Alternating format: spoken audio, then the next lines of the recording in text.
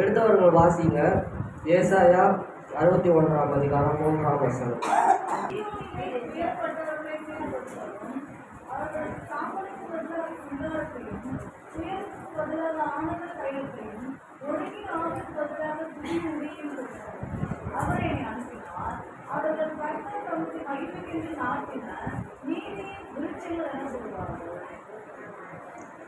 இந்த வசனத்துல நம்ம குறிப்பாக இப்போ நம்ம பார்க்க போறது என்னன்னா, சாம்பலுக்கு பதில் சிங்காரம் அப்படின்ற தலைப்புல இப்போ நம்ம தேவனுடைய வார்த்தையை நம்ம தியானிக்க போகிறோம். முதலாவது அந்த சாம்பல் அப்படின்னா என்னன்னு கொஞ்சம் எனக்கு சொல்லுங்க. உங்களுக்கு தெரிஞ்சது சாம்பல் தான் என்ன? சாம்பல் அப்படின்னா இந்த நம்ம இந்த பழைய ஏற்பாடு காலத்துலலாம் நம்ம பார்க்கும் பொழுது, அவங்க கஷ்டத்தில் இருக்கும் பொழுது, இல்லை ஏதாச்சும் ஒன்று இழந்துட்டாங்கன்னா, இல்லை ஒரு துன்பத்தில் இருக்கும் பொழுது அவங்க என்ன பண்ணுவாங்கன்னா சாம்பல் மேலே அமர்ந்துப்பாங்க. அப்படின்னா சாம்பலை பூசிப்பாங்க, உடம்புல நெத்தியில் பூசிப்பாங்க. அது எப்படின்னா அவங்களுடைய துக்கத்தை வெளிக்காட்டுற மாதிரி அந்த சாம்பலை அவங்க உடம்புல பூசிக்கிட்டு இருப்பாங்க. அப்போது எப்படின்னா அவங்க எப்படி அந்த துக்கத்தில் அந்த சாம்பலை பூசிக்கிறாங்களோ, அப்போ நம்மளுடைய இந்த வேலையில் இந்த காலகட்டத்தில் நம்ம சாம்பலை பூசிக்கிறது இல்லை. நம்ம துக்கத்தினால நம்ம சாம்பல் அந்த மாதிரி எதுவுமே பூசிக்கிறது இல்லை. ஆனால் நம்ம துக்கம் வரும்பொழுது நம்ம எப்படி இருக்கிறோம்? நம்ம கஷ்டப்படும் போது, நம்ம ஒரு பிரச்சனையில் இருக்கும்போது நம்ம எந்த மாதிரி ஒரு நிலையில் நம்ம இருக்கிறோம்? ரொம்ப கவலையில் இருக்கிறோம், ரொம்ப கஷ்டப்பட்டு இருக்கிறோம். நம்ம எப்படி சொல்கிறது? நம்ம வெளியில் நம்மளுக்கு ஒரு சந்தோஷமே இல்லாத மாதிரி நம்ம ரொம்ப ஒரு கவலையாக ஒரு நேரத்தில் இருக்கிறோம். நம்ம அதுதானே உண்மை. நம்மளுக்கு ஒரு கஷ்டம் இருந்துச்சுன்னா, நம்மளுக்கு ஒரு பிரச்சனை இருந்துச்சுன்னா நம்மளுக்கு சந்தோஷம் இருக்காது. அந்த பிரச்சனையிலேருந்து எப்படி வெளியில் வரலாம், அந்த கஷ்டத்துலேருந்து எப்படி வெளியில் வரலாம் அப்படின்னு தானே நம்மளுக்கு இருக்கும். அந்த பிரச்சனை எப்படி நம்ம போக்குறது, அந்த கஷ்டத்தை எப்படி நம்ம மாற்றுறது அப்படின்னு தானே நம்மளுக்கு தோணும். அப்போது அந்த சாம்பல் அப்படின்னா அது ஒரு கஷ்டமான ஒரு இதுவும் தான். அது பிரச்சனைக்கு கூடியது தான். அந்த சாம்பல்ன்ற அந்த வார்த்தை ஒரு பிரச்சனைக்கு கூடியது தான். அப்போது அந்த தேவன் அந்த சாம்பலுக்கு பதிலாக சிங்காரத்தை இந்த சியோன் ஜனங்களுக்கு தரேன்னு சொல்லிட்டு அவங்க போட்டிருக்கிறாரு. அப்போது அவங்க கஷ்டத்தில் இருக்கிறாங்க. அப்போ அந்த கஷ்டத்தை போக்குற விதமாக தேவன் அவங்களுக்கு சிங்காரத்தை தரேன்னு சொல்லிட்டு சொல்கிறாரு. அப்போது நம்ம சிங்காரம் என்றால் சிங்காரத்தை அப்படின்னா என்னன்னு சொல்லிட்டு நம்ம பார்க்கலாம். ஒரு மனிதன் துக்கத்திலும் வேதனையிலும் இருக்கும் பொழுது தேவன் அவனுக்கு தரும் மீட்பு, மகிழ்ச்சி மற்றும் புதிய வாழ்வு, இதெல்லாம் சிங்காரம் அப்படின்னு சொல்லிட்டு நம்ம பார்க்கிறோம். இப்போது ஒரு மனுஷங்க ஒரு நபர் கஷ்டத்தில் இருக்கிறாங்கன்னா அவங்களுக்கு தேவன் தர மீட்பு, அவங்களுக்கு கிடைக்கிற மகிழ்ச்சி, அவங்க கிடைக்கிற அந்த புதிய வாழ்வு, இதுதான் சிங்காரம் அப்படின்னு சொல்லிட்டு நம்ம பார்க்கிறோம். அப்போது நம்ம இந்த கஷ்டத்தில் இருக்கும் பொழுது நம்மளுக்கு ஒரு புதிய வாழ்வு, நம்மளுக்கு ஒரு புதிய ஆசீர்வாதம் கிடைக்குதுல்ல. நம்ம ஜெபிக்கிறோம், இந்த பிரச்சனை போகணும்னு சொல்லிட்டு நம்ம ஜெபிக்கிறோம். அந்த பிரச்சனைக்கான பதில் நம்மளுக்கு கிடைக்குது. அப்போ அந்த பழைய அந்த சாம்பல் போகிறதுனால நம்மளுக்கு சிங்காரத்தை தேவன் தருகிறார்.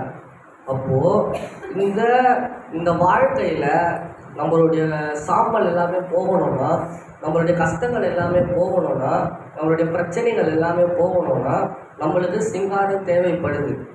நம்மளுக்கு சிங்காரம் என்பது முக்கியமானது. அப்போது இந்த சிங்காரத்தை நம்ம பெற்றுக்கொள்ளணும்னா நம்ம என்ன செய்யணும் அப்படின்னு சொல்லிட்டு நம்ம பார்க்க போகிறோம்.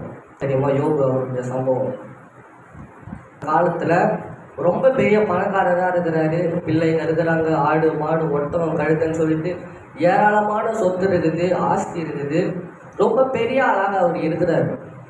அப்போது அந்த டைமில் பிசாசானவன் அவரை சோதிக்கிறான். அப்போ என்ன நடக்குதுன்னா அவருடைய சொத்துக்கள் எல்லாமே போகுது, அவருடைய ஆடு மாடுகள் எல்லாமே செத்து போகுது, அவருடைய 10 பிள்ளைகளும் இறந்து போகிறாங்க. அவங்க ஒரு வீட்டில் அவங்க எல்லாரும் ஒன்றா உட்காந்து இருக்கும் பொழுது ஒரு புயல் காற்று வந்தபடியாக அந்த வீடு இடிஞ்சு விழுந்து அந்த மாதிரி எல்லாரும் செத்து போகிறாங்க. அவருக்குரிய எல்லாவற்றையும் போகுது. அவ்வளோ பெரிய பணக்காரர் யோபு அந்த கொஞ்ச நேரத்தில் எல்லாமே அவர்கிட்ட காலி ஆகிடுதுன்னா அவருக்கும் உடம்பு ஃபுல்லாக அந்த பருக்கள் நிறைந்தவராக அவர் மாறாரு. அவர் தோல் ஃபுல்லாக உச்சம் தலையிலேருந்து உள்ளங்கால் வரைக்கும் அவர் உடம்பு ஃபுல்லாக அந்த பருக்கள். அந்த புண்ணு மாதிரி வந்து அவர் அதிலே வேதனைப்படுறாரு. அவருடைய சொத்துக்கள் எல்லாமே போயிடுச்சு, மனைவி விட்டு போயிடுறாங்க, அவருடைய பிள்ளைகளும் இறந்து போயிடுறாங்க, அவங்க சொந்தக்காரங்களும் அவர் விட்டு போயிடுறாங்க. அவர் ஒன்றுமே இல்லாமல் தனி மரமாக இருக்கிறாரு. அவர் உடம்பும் பலவீனத்தில் இருக்குது. அப்போ அவர் என்ன பண்ணுறாருன்னா, சாம்பல் மேலே உட்காந்துட்டு அவர் அந்த ஓட வச்சு அவருடைய வழிக்காக உடம்பு ஃபுல்லாக சுரண்டுறாரு. அவ்வளோ வேதனையில் அவர் இருக்கிறாரு. அப்போ ஒரு அந்த சாம்பல் மேலே உட்காந்த பொழுதும் தேவனை விடலை. அவர் மனைவி சொல்கிறாங்க, நீ மறுதளிச்சுட்டு போக வேண்டியதானே அப்படின்னு சொல்லிட்டு யோபுனுடைய மனைவி சொல்கிறாங்க. ஆனாலும் யோபு அந்த டைமில் என்ன சொல்கிறாரு, எல்லாத்தையும் பெற்றனா எப்படி விட்டுட்டு போக முடியும் அப்படின்னு சொல்லிட்டு சொல்கிறாரு. ஆசீர்வாதத்தை பெற்றனா தீமையை பெறக்கூடாதா அப்படின்னு யோபு சொல்கிறாரு. அப்போது இப்போ இருக்கிற நம்ம ஆசீர்வாதத்தை மட்டும்தான் பெற்றுக்கணும்னு நினைக்கிறோம். தீமையை விரும்புகிறீங்களா? யாராச்சும் ஒரு கஷ்டம் வந்தால் அதை விரும்புகிறீங்களா? ஆசீர்வாதம் தான் வேணும், நல்லது தான் வேணும், எனக்கு பிடிச்சது தான் வேணும் அப்படின்னு தான் நம்ம நினைக்கிறோம். ஆனால் யோபு பாருங்க, அந்த நேரத்தில் தேவன் மேலே வச்சிருந்த விசுவாசத்தையும் விடலை. அவர் எப்படி அந்த குறை கூட சொல்லலை. தேவனை வந்து அவர் குறை சொல்லலை. அந்த இடத்துல ஆசீர்வாதத்தை பெற்றனா தீமையை பெறக்கூடாதான்னு சொல்லிட்டு அந்த அவ்வளோ கஷ்டத்துல ஒன்றும் இல்லாத ஒரு நிலைமையில கூட அவர் தேவனை வந்து விட்டு கொடுக்காம பேசுகிறாரு. அப்போது அந்த மாதிரி இப்போ நம்ம இருக்கிறோமா? இத்தனை வருஷம் நம்ம சபைக்கு வரோம், அவருக்காக நம்ம ஆராதனையில் கலந்து கொள்கிறோம், காணிகை செலுத்துகிறோம், ஜபம் பண்ணுறோம். அவரை போல் நம்ம வாயில அந்த வார்த்தை வருமா? சொல்லுங்கள், நீங்கள் சொல்லுங்கள். அவரை போல் நம்ம மாறணும். யோபுவை போல் நம்ம விசுவாசிக்கணும். யோபுவை போல் நம்ம மாறணும். ஒன்றும் இல்லாத நிலைமையில் கூட அவர் தேவன் மேலே வச்சுருந்த அந்த விசுவாசத்தை விடலை. அதனால தான் தேவன் அவனுக்கு ரெட்டிப்பான ஆசீர்வாதத்தை தந்தாருல்ல. அவர் முன்னே இருந்ததை காட்டிலும் ஆசீர்வாதமாக இருந்தது. அப்போ எப்படி யோபு அவருடைய வாழ்க்கையில் அவருடைய விசுவாசத்தை விடலை, அவருடைய நம்பிக்கையை விடலை, அவர் தேவன் மேலே வச்சிருந்த நம்பிக்கையை விடலை. அதனால தான் அந்த சாம்பலை தேவன் சிங்காரமாக மாற்றாரு. அந்த சாம்பலில் இருந்ததை காட்டிலும் அவர் பின்னிலைமையில் சிங்காரமாக தேவனை அவரை மாற்றுறாரு. இப்போ அந்த விசுவாசத்தை நிறைய ஜனங்களை விட்டுடுறீங்க. நீங்கள் ஒரு பிரச்சனை வருதா, ஒரு கஷ்டம் வருதா, உடனே தேவனை நீங்கள் விட்டுடுறீங்க. செஞ்ச ஜபத்தை வந்து நீங்கள் அவர் மேலே விசுவாசம் உங்களுக்கு குறைஞ்சிடுது. ஒரு ஆசீர்வாதம், ஒரு உங்களுக்கு தேவை ஒன்று கிடைச்சிச்சின்னா, நீங்கள் ஆசைப்படுறது கிடைச்சிச்சின்னா, தேவன் மேலே வச்சிருக்கிற ஆசீர்வாதம், தேவன் மேலே வச்சிருக்கிற விசுவாசம் குறைஞ்சது உங்ககிட்ட இருந்து. எப்படி நம்மக்கிட்ட எதுவுமே இல்லைன்னா டெய்லியும் ஜபம் பண்ணுவோம், டெய்லியும் சர்ச்சுக்கு வருவோம், அவர் எப்படி சொல்கிறது, பைபிள் படிப்போம், அவர் மேலே நம்பிக்கையாக இருப்போம். ஆனால் ஒரு காரியம் நம்மளுக்கு நல்லது நடந்துருச்சுன்னா ஜபத்தை குறைச்சிடுவோம், சபைக்கு வரதை குறைச்சிடுவோம், அவர் மேலே வச்சிருக்கிற விசுவாசம் கொஞ்சம் கொஞ்சமாக குறைஞ்சிரும். அதனால தான் தேவன் வந்து உங்களுக்கு துன்பத்தை தராரு. நீ இன்னும் கொஞ்சம் என்கிட்ட வாப்பா, இன்னும் நீ வந்து ஜெபம் பண்ணு, இன்னும் நீ அவரோட சபைக்கு வான்னு சொல்லிட்டா தேவன் உங்களுக்கு சின்ன சின்ன கஷ்டத்தை தராரு. அந்த கஷ்டத்தை யாரும் தப்பாக எடுத்துக்க கூடாது. வேதாகமத்தில் கூட ஒரு வசனம் ஒன்று அழகாக போட்டுருக்குப்பா. மத்தேயு 5ஆம் அதிகாரம் 4ஆம் வசனமாக தான் வாசிக்கிறேன்.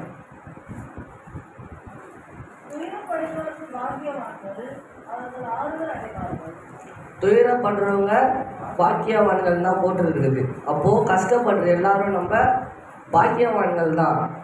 ஆசீர்வாதம் இருக்கிறவங்க மட்டும்தான் பாக்கியவான்கள்னு இல்லை, நம்ம கஷ்டப்படுற நம்மளும் பாக்கியவான்கள் தான். அப்போ தேவனே அந்த கஷ்டத்தை தான் நம்மளுக்கு கொடுக்குற, தேவன் தான் அந்த கஷ்டத்தை தராரு. அப்போ என்னைக்குமே நம்ம தப்பாக எடுத்துக்க கூடாது. எப்படி யோபு தன்னுடைய அந்த வாழ்க்கையில் அந்த சாம்பலில் இருக்கும் பொழுது கூட, அந்த கஷ்டத்தில் இருக்கும் பொழுது கூட ஒரு தேவன் மேலே வச்சிருந்த விசுவாசம் குறையில, அவர் மேலே வச்சிருந்த அந்த நம்பிக்கை குறையில, அவர் மேலே வச்சிருந்த அந்த அன்பு குறையில பாருங்க. அந்த யோபுக்கு அவர் எவ்வளோ ஒரு உண்மையாக ஒரு உத்தமனாக வாழ்ந்திருக்கிறாருல்ல. அப்போ அந்த போல நம்ம வாழ்கிறோமா? இந்த வேலையில், இந்த காலகட்டத்தில் நம்ம வாழ்கிறோமா?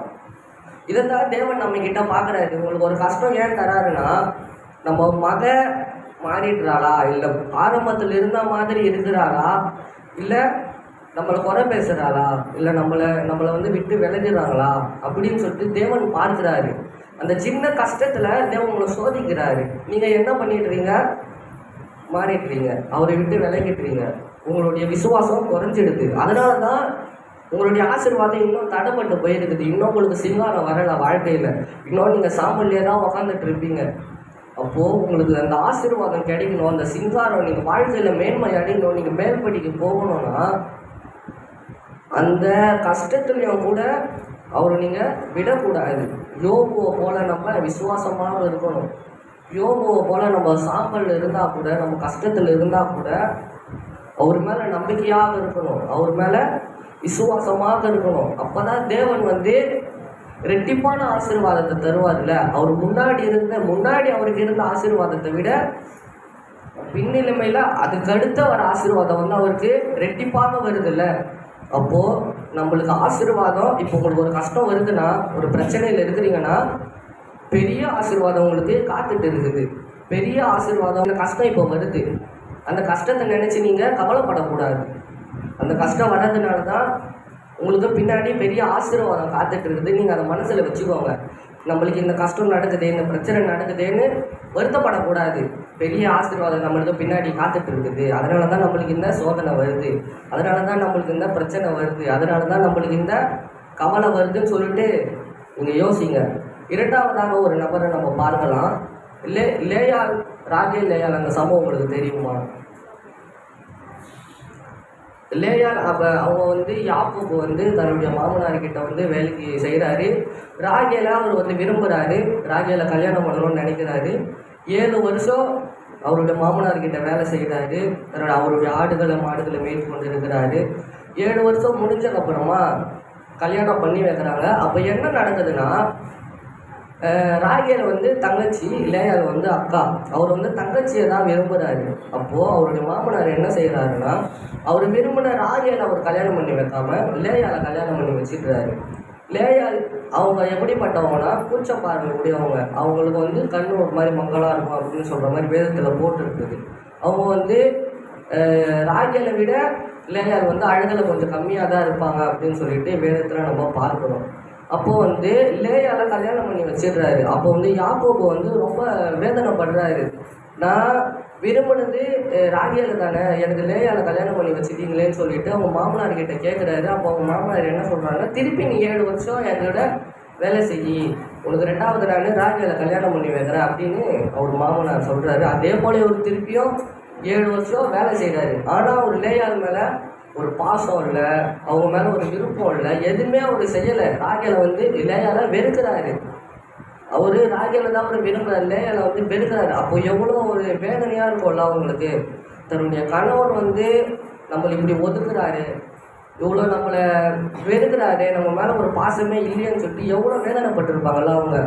ஒரு பெண்ணாக இருக்கிறாங்க, கண் கூச்ச பார்வை அப்படின்னு சொல்லிட்டு இருக்குது. அப்போ அவங்களுக்கு எவ்வளோ கஷ்டமாக இருக்கும். சுற்றி இருக்கிறவங்க எப்படி பேசியிருப்பாங்கல்ல அவங்கள.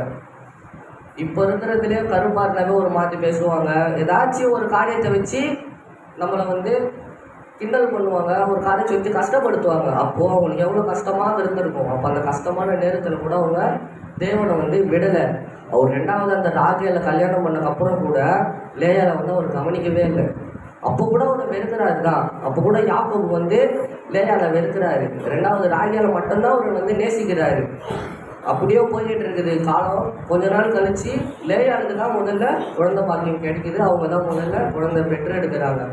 அப்போ தேவன் அந்த யாரை அந்த இடத்துல தேர்ந்தெடுக்கிறாரு பாருங்க. மனிதனால் ஒதுக்கப்பட்டவங்களை தான் தேவன் தேர்ந்தெடுக்கிறாரு. தன்னுடைய கணவனால் பிரிக்கப்பட்டவங்க, அன்பு காட்ட ஏங்கி இருப்பாங்கள்ல அவங்க, தன்னுடைய கணவனுடைய பாசத்துக்கு, அன்புக்கு, அவங்கள தேவன் முதல்ல குழந்தை பிறக்க உதவி செய்கிறாரு, கிருபை செய்கிறாரு. அப்பயே குழந்தை பிறந்தா கூட அவங்களுக்கு லேயாள் மேலே அவருக்கு அப்போ கூட அன்பு வரலை. அப்படி தான் வேதத்தில் நம்ம பார்க்குறோம். அப்போது மனிதனால் தன்னுடைய கணவனாலே ஒதுக்கப்பட்டவங்களை தேவன் அந்த இடத்துல ஆசீர்வதிக்கிறாருல்ல. அப்போது ராகேல் எந்த அளவுக்கு அவங்களுடைய அக்கா வேதனமாக இருப்பாங்க, ராகேலோ யாக்கோபோ. அப்போ இதை பார்க்கும்பொழுது லேயாளுக்கு எவ்வளோ கஷ்டமாக இருந்திருக்கும். நம்மக்கிட்ட பேச மாட்டுறாரு, நம்மக்கிட்ட பழக மாட்டுறாரு, இவங்க கூடயே சந்தோஷமாக இருக்கிறாங்கன்னு சொல்லி எவ்வளோ கஷ்டப்பட்டு இருப்பாங்கல்ல. அப்போது அந்த இடத்துல அவங்க சாப்பாடில் இருக்கிறாங்க, அந்த கஷ்டத்தில் இருக்கிறாங்க. தேவன் அவங்களுக்கு தான் அந்த சிங்காரத்தை தராருல்ல. முதல்ல குழந்தை பாக்கியம் பெறுது, அடுத்து அவங்க நிறைய குழந்தை பெற்றெடுக்கிறாங்க. அப்போது இதுலேருந்து தான் நிறைய கோத்திரங்கள் பிரியுது. இவங்களுடைய குழந்தைகளுக்கு தான் கோத்திரங்கள் பிரியுது. நம்ம ராகேலுக்கு குழந்தை பிறக்கலை அப்படின்னு தான் நம்ம பார்க்குறோம். லேயாளுக்கு தான் குழந்தை பிறகுது. அவங்க குழந்தையிலேருந்து அவங்களுடைய கோத்திரத்திலிருந்து தான் நம்ம தேவனே வந்து இயேசு கிறிஸ்துவே வந்து நம்ம பிறகுறாரு. அப்போ அவங்களுடைய கோத்திரத்துல இயேசு கிறிஸ்து பிறகுறாருன்னா எவ்வளவு பாக்கியவதியாக அவங்க இருந்திருப்பாங்க, எவ்வளவு ஆசீர்வதிக்கப்பட்டவங்களா இருந்திருப்பாங்கல்ல. அப்போ அந்த ஆசீர்வாதத்திலையும் அந்த கஷ்டத்துலையும் அவங்களுக்கு தேவன் வந்து அந்த ஆசீர்வதிக்க காரணம் என்னன்னா, அவங்க தேவனை கைவிடணும். அவ்வளோ கஷ்டத்துலையும் அவங்க வந்து தேவனை கைவிடாமல் அந்த பிடிச்சது தான். அந்த அவ்வளோ கஷ்டத்துலையும் அவங்க தேவனை கைவிடாமல் பிடிச்சு எப்படி சொல்கிறது, அவங்க வாழ்க்கையிலே ரொம்ப வேதனைப்பட்டிருப்பாங்க. எதுக்குதான் இந்த வாழ்க்கைன்னு சொல்லிட்டு அவங்க யோசிச்சிருப்பாங்க. அந்தளவு அவங்க வேதனைப்பட்டிருப்பாங்க. ஆனாலும் தேவன் அவங்க பிடிச்ச பிடிதான், அதை விடவே இல்லை. அதனால தான் தேவன் வந்து அவங்களை அவ்வளோ ஆசீர்வதித்தார். அந்த சாம்பலை தேவன் வந்து சிங்காரமாக மாற்றார். யோகனுடைய சாம்பல் எப்படி தேவன் சிங்காரமாக மாற்றினாங்களோ, லேயாளுடைய சாம்பலையும் தேவன் சிங்காரமாக மாற்றார். இங்கே பெண்ணினால் அவங்களுடைய சம்பவம் கூட உங்களுக்கு தெரிஞ்சிருக்கும்னு நினைக்கிறேன். அண்ணாளுக்கு வந்து குழந்தை பிறகலை. அப்போது பெண்ணினால் என்ன செய்கிறாங்கன்னா, அண்ணாவை பார்த்து கேலி செய்கிறாங்க. அவங்கள மனம் கஷ்டப்படுற மாதிரி பேசுகிறாங்க.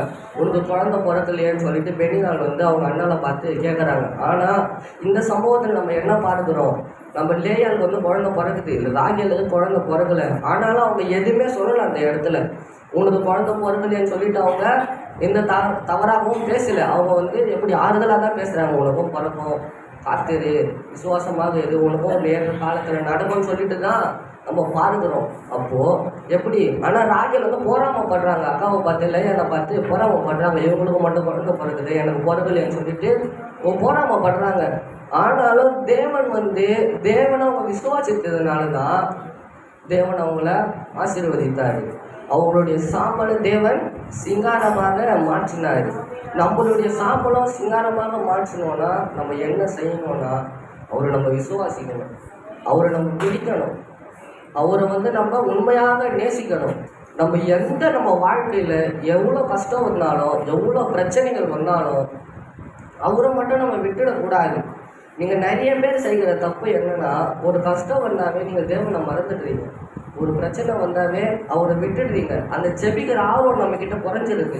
அந்த ஜெபிக்கிற அந்த ஆர்வம் நம்ம விட்டு போயிடுது. அவர் மேலே இருக்கிற விசுவாசம் குறைஞ்சிடுது.